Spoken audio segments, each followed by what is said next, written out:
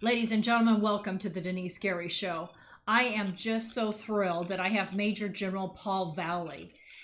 Major General Vallely has been involved in intelligence. Of course, he was the deputy commanding officer in the Pacific Command, but he's really been heavily involved in the Middle East and Afghanistan affairs. Major General Paul Vallely, thank you for coming on the Denise Gary Show today. Thanks for your invitation, Denise. Appreciate it. You're so welcome. I wrote down some questions, ladies and gentlemen, and I'd like to run through these with the general. First off, I wanted to get your thoughts on how could the Secretary of Defense, Lloyd Austin, get up in front of the American people and the world? And I'm just thinking about what kind of messaging is the Secretary of Defense, Austin, messaging to the whole world to tell everyone that the United States of America doesn't have the capability to go behind enemy lines, to go past the Taliban perimeter around the Kabul airport and rescue Americans and people that have a passport to leave Afghanistan because they worked and were embedded with U.S. forces or work for the State Department. How could the Secretary of Defense say that the United States, the most powerful military in the world, doesn't have the capability to rescue Americans beyond the perimeter? Well, one of the things he did say, and he's totally incompetent, by the way, and needs to be relieved, and he needs to resign immediately, along with General Milley and some of the other senior military people we have. Right. What he was trying to say that our only concern is the airport, the perimeter. How could that be? How could that be when we've got Americans? Yeah, exactly. When the British and French, in fact, had gone beyond the wire and were rescuing their own in downtown Kabul. All you've got to do is secure a pathway for a few miles, and we have 6,000 plus troops in there, plus the British, French, and some other Polish special operators. Right. So we could have done something. This shows you how incompetent they are, and the fact that they did not conduct a withdrawal in a way that they were taught at the War College or at West Point or wherever. We learned all of that, how to do a withdrawal out of a enemy-occupied area. Well, of course you did. You secure the exit routes. You make sure you prioritize and phase who's going to go out first, who's going to go out last. And the ones that go out last are the wrap-up people, and that's the military. Exactly. They basically clean it up, and bam, they're out on aircraft or convoy, however they exfiltrate from that combat zone. So, I mean, this is latent irresponsibility. I'm so ashamed of them. It's embarrassing. Yes. And it's not only dishonoring the United States of America, but it's telling the world and our enemies that we're weak and that we've got a Secretary of Defense, as you said, that doesn't seem to know how to set up a corridor or set up a pathway for every American and every immigrant, every Afghan that's worked with the United States to exit. And I'll tell you, what do you think? I mean, I'm curious, as a general, what do you think Austin was thinking of when he said that? Was he just not thinking about what he's messaging to the world? I mean, was he not thinking about how he's inviting attacks from jihadist groups around the globe? Yeah, he seemed to be absolutely clueless, and he had served in Afghanistan before. And of course, we have a general on the ground over there in Afghanistan that should be making those decisions, what we call the ground commander, knows the intelligence, knows the lay of the land, knows what's going on. You shouldn't be doing that at the highest level in the Pentagon, where they're absolutely clueless and getting only report feeds and news feeds about what's happening. That's why you put a general in charge. But evidently they overruled him if he had other plans to go and secure excess routes out of downtown Afghanistan. Now you have people coming in, or they're also locked in the provinces. Right. Thousands are out there. They were teachers. They were social workers. Were out Journalists. in the various provinces. Now, how are they going to get to the airport? How are they going to get past roadblocks? And maybe that's where the thousands are. I think at least thousands of them are in that situation. They're not just in Kabul. Well, and I just read a report from the Daily Mail that indicated that, at least I think that was the Daily Mail, that several Afghan people have been killed, and including a 2-year-old. The Taliban shot several people and beat them to death, including a 2-year-old. And I'm thinking, where is the U.S. military? Where are our special operators? How in the world, there was a press conference today, and while I was teaching classes this morning, I was so glad I caught it driving over back to the studio. I was shocked to hear the spokesperson say that apparently the United States of America was going to retaliate against the Taliban if it came to America's attention, if it came to the administration's attention that atrocities were being committed.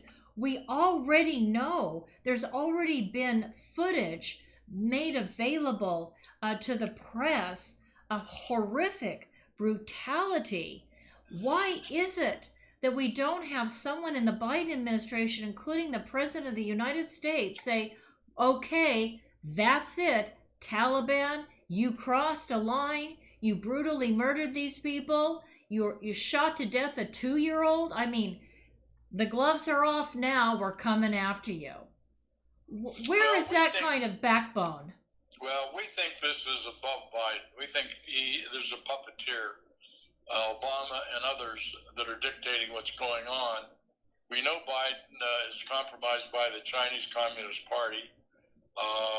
I had an intelligence report coming out from a very good source yesterday out of Italy. Actually, he was MI6 out of Great Britain. Okay. And the foremost expert on the Middle East. His last assignment was Beirut. Oh. I didn't realize that the Russians were involved as much as they are. He said they're hip deep with the Chinese. In Afghanistan. Afghanistan. That's right. Mm-hmm. And China have had many meetings with the Taliban. Yes. This has all been planned out. We had intelligence that told us that this was going to happen. There's going to be a takeover. So is it that the Biden administration just doesn't want to go head to head with China, sir? Do you think that's what it's about? Absolutely. They don't want to go head to head. They don't have any courage. There's no warriors. Biden, we're trying to find out who the puppeteer is, but we know that China is driving a lot of this right now, as well as Russia. And we know that Bagram Air Base is going to be part of a big base operations for the Chinese for their Silk Belt Road Initiative. Well, that would make sense. That was that we know that now from intelligence. So therefore, we recommended yesterday that we send a brigade of the 82nd in to secure Bagram. We've got anywhere from $70 to $80 billion worth of equipment there, including jeeps, humvees, RAPs, helicopters, other type of aircraft. Drones, weaponized drones. Secure a route north of Bagram up into the stands, Uzbekistan or Tajikistan, and we could convoy a lot of that equipment out and secure it with proper arrangements. Right. But that's incredible. So let's go back to that.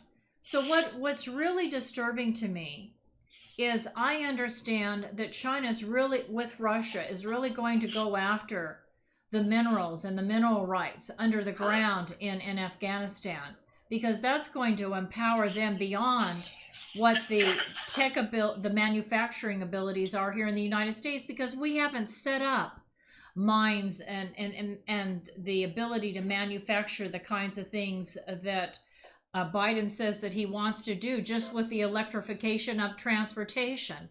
So I really think this electrifying transport vehicles across the United States, from cars to buses to vans to military vehicles, is really dangerous, because the supply line is going to come from China, Russia, and they could cut it off at any time. Let's hope and pray that the Democrats are defeated, because we don't want them to extend electrifying transportation into the military. I think that's extremely dangerous for our national security.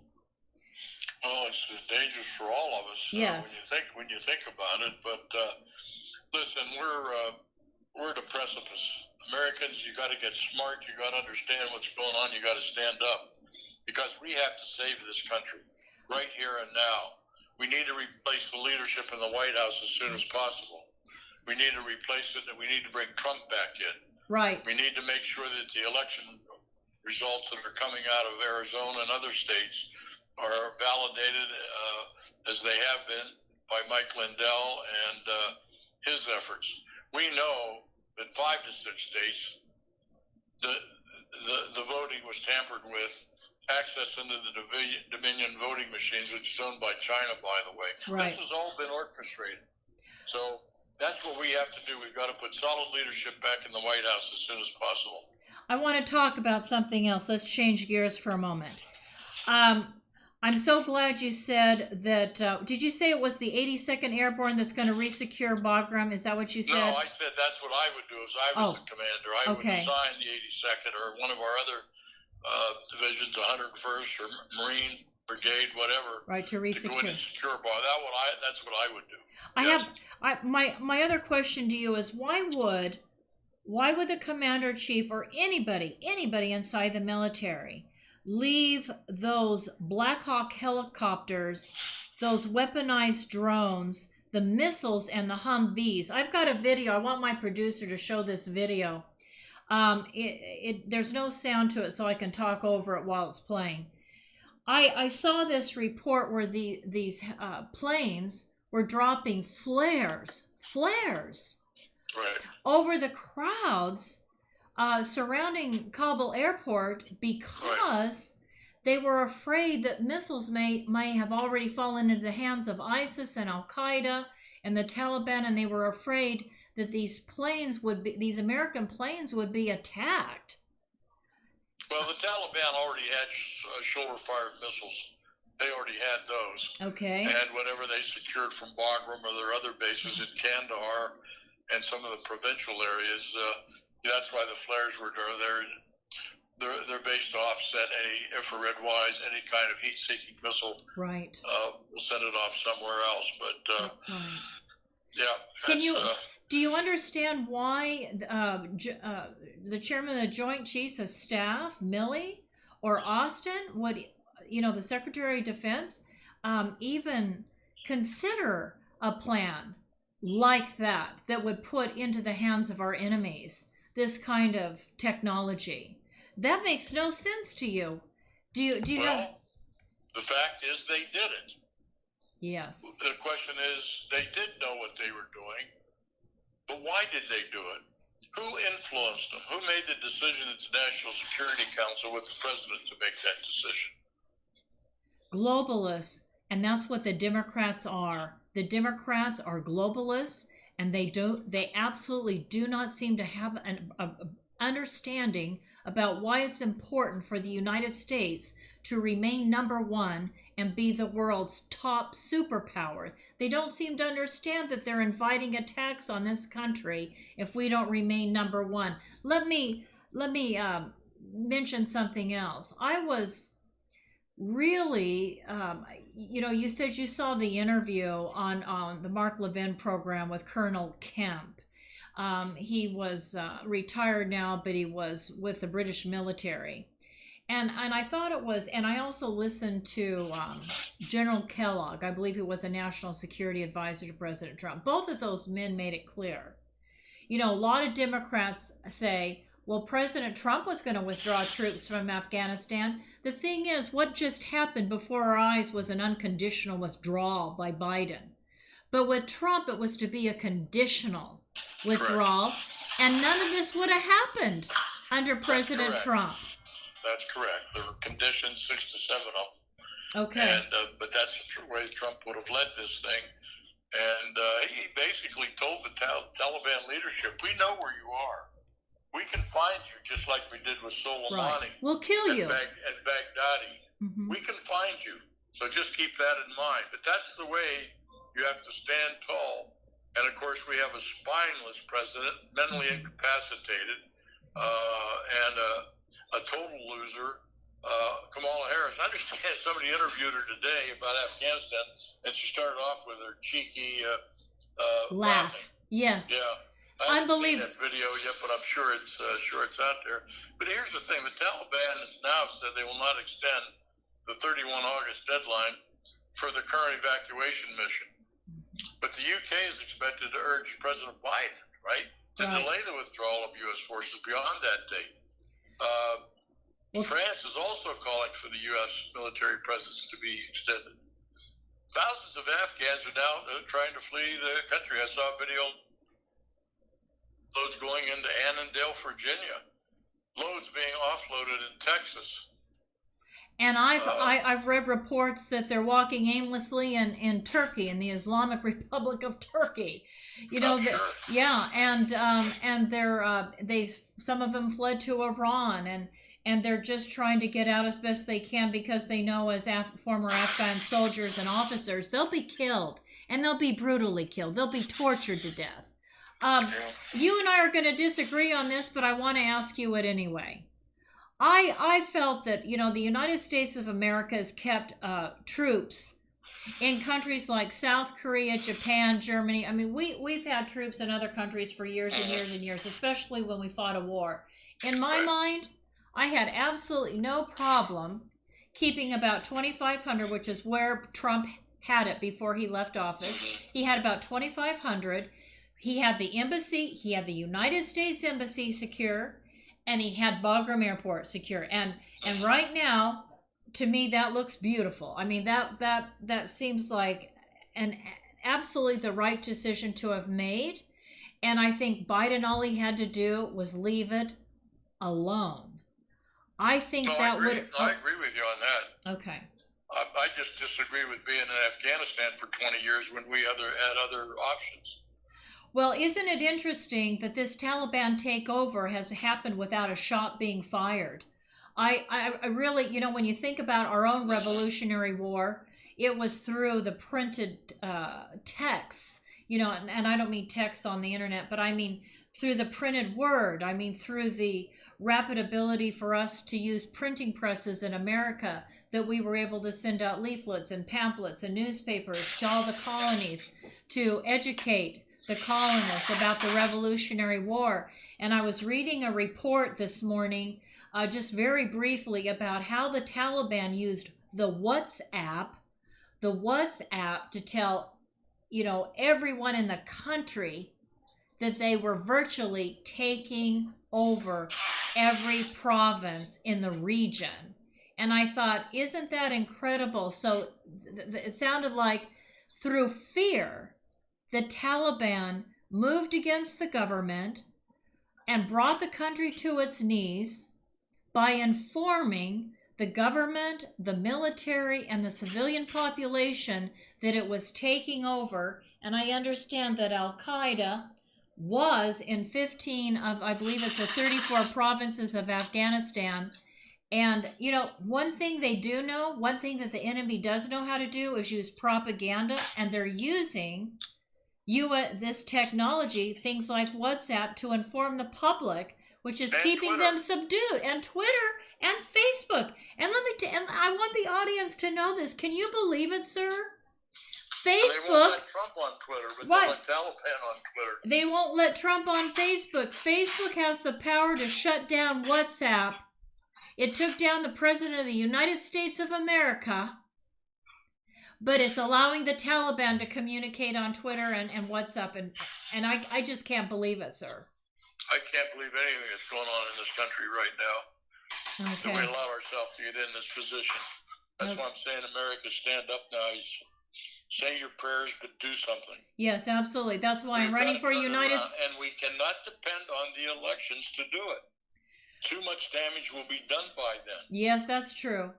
That's true. We can't depend on politicians to solve this. The people of the country have got to stand up and solve this problem. Well, a lot of us are, and I'm doing everything I can to educate people, to get people to stand up. I call on everybody to call their U.S. congressman or woman and senator and the president's comment line and say, impeach or court-martial Biden now. He's the commander-in-chief, ladies and gentlemen. Why not court-martial? If he's not going to be court-martialed, you call your senators and your congressmen and women and tell them to impeach Biden now. Excellent, excellent. Thank you, Major General Paul Vallely. We so appreciate you. Stand Up America. StandUpAmericaUS.org. Go to Major General Paul Valley's website, StandUpAmericaUS.org, and support the General's website and the work that he's trying to do across the country. Thank you, Major General Paul Vallely. We really appreciate you. We love you here at the Denice Gary Show. Thank you. You're welcome. Have a wonderful day. Bye-bye. Thank you. President Trump has correctly stated that economic security is national security. And in the Tehachapi Mountains of Kern County resides a United States defense contractor, Anates Products. Here is the Silicon Valley of the aerospace industry, right here in East Kern. Anates Products is a forward-leaning manufacturer and distributor of hardware sold to major defense and aerospace companies. We're talking about Boeing, Lockheed Martin, United Technologies, Northrop Grumman, Raytheon General Electric, and on the list goes, as well as to every United States ally worldwide, including Israel, America's most important strategic ally in the Middle East. And for everything that flies, Anates Products is providing the parts. And with me today is the president of Anates Products, Scott Baker. Hi, Scott. How you doing? Scott, tell us why you believe this corner of Kern County is the hub of the aerospace industry. Well, this portion of Southern California here out in the Antelope Valley, it contains, some of the most cutting-edge technology going on in aviation today. We have some of the UCAS programs with unmanned technologies going on. We have Edwards Air Force Base out here who's doing continual testing in their area. We have the Naval Weapons Station up there at China Lake doing some fantastic cutting-edge stuff, cruise missile technology, and those things are going on. We have Scale Composites locally doing a lot of composite technology, which is new. We have SpaceX, which is a private entity putting things into space now. This area is the growth center for aviation's future, and this is the area I think that as a nation we need to be concentrating some of our effort and taking this technology. And as we all know, with the space program from Apollo years ago, out of these technologies, we the private sector are going to reap some of the benefits of that. Thank you, Scott. Ladies and gentlemen, Scott Baker, president of Anates Products. Anates Products, located in the beautiful mountains of Tehachapi, California, in eastern Kern County, is home to some of the most innovative and specialized technologies in the world, including those at the U.S. Naval Air Warfare Center, Weapons Division at China Lake, Edwards Air Force Base, as well as Stratolaunch, launching satellites capable of delivering multiple orbits in a single flight to space. And it is Anates Products that has provided the manufactured devices. And the president, Scott Baker of Anates Products, Marine Corps veteran, reactivated on 9/11 to monitor threats to the homeland, is carrying on a tradition of providing for the security of the United States by manufacturing every kind of fastener on anything that flies, as well as providing a full testing destructive laboratory. Contact Anates Products, now in business for 30 years, at 661-822-6873. Located at 1314 Goodrich Drive in Tehachapi for your manufacturing and testing needs today.